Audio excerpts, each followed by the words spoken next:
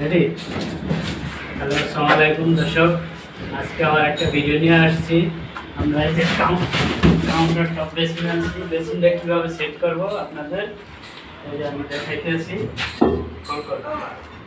ওকে। Hello দর্শক, এই দেখুন আমি কীভাবে টেপ দিয়ে মাপ নিতেছি কাউন্টার বেসিনের। এই যে আপনাদের দেখাচ্ছি 11+22, ঠিক আছে। আমরা এই যে সামন সাইডে আর একটা মাপ নিতে আসি 3 ইঞ্চি ক্লিয়ার রাখতে হবে, ঠিক আছে। এই যে আমরা কীভাবে মাপ নিতে আসি দর্শক দেখুন, দাগ দিয়ে এখন বেসিনটা সরাই এলাম।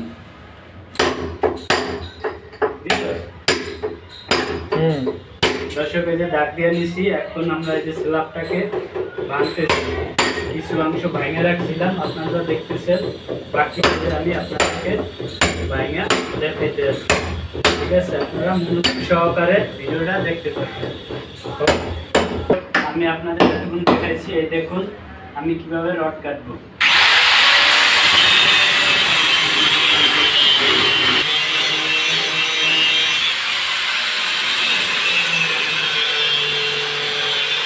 ওকে দর্শক, এই যে দেখুন আমি কিভাবে রড কাটছি মেশিন দিয়ে। এই যে আপনারা দেখুন রডটা এইভাবে কেটে নিতে হবে। দর্শক দেখুন আমি এই যে লেভেল করতেছি ফ্লোর থেকে। রেডি? আমার দেখতে দর্শক দেখুন আমি এই যে বেসিনের স্ল্যাব থেকে 400 অর্থাৎ 40 মিলি হাইট ধরে আমি মাপ দিয়া কাছে এনে দেখাও। এই যে আমি স্পিড লেভেল ধরে লেভেল করতেছি। দর্শক এই দেখুন আমি স্পিড লেভেল ধরে লেভেল করতেছি, লেভেল অ্যাকুরেট আছে। এই দেখুন আবার এইদিকে দেখাইতেছি, আমার দুই দিকে লেভেলটা ঠিক আছে। আপনারা ঠিক এইভাবে লেভেল ধরে 40 মিলি হাইট ধরে টপ ধরে বসাবেন। দর্শক বুঝতে পারছেন?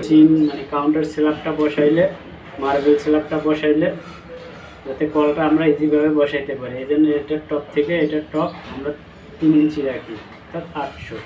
ওকে ওকে দর্শক এই যে আমি পানি দিয়ে ভিজাই নিছি, এখন আমি এই যে বালি দিছি, বালি দিয়ে কীভাবে জাম দিতে হয় যে আপনাদেরকে আমি দেখাই দিচ্ছি। কর্নি দিয়া গাদাইয়া এইভাবে দিলে যে নিচ থেকে যাতে পইরা না যায়, এই জন্য একটা হাত দিয়ে ধরে নিতে হবে, দিয়া এইভাবে সুন্দর কইরা একটা ফিনিশিং দিতে হবে ফুল। দর্শক যেভাবে কর্নি দিয়া বালিটা জাম দেবেন গাদানোর সময় যাতে লেভেলটা ঠিক থাকে, লেভেলটা বেড়ে গেলে আমার লেভেলের কোনো মানে দাম থাকবে না। বুঝাইতে পারছি দর্শক? ভিডিও দর্শক আমার এই যে বেসিন কমপ্লিট জাম দেওয়া, বালি দিয়া জাম দিয়ে আমি ওকে করে দিছি।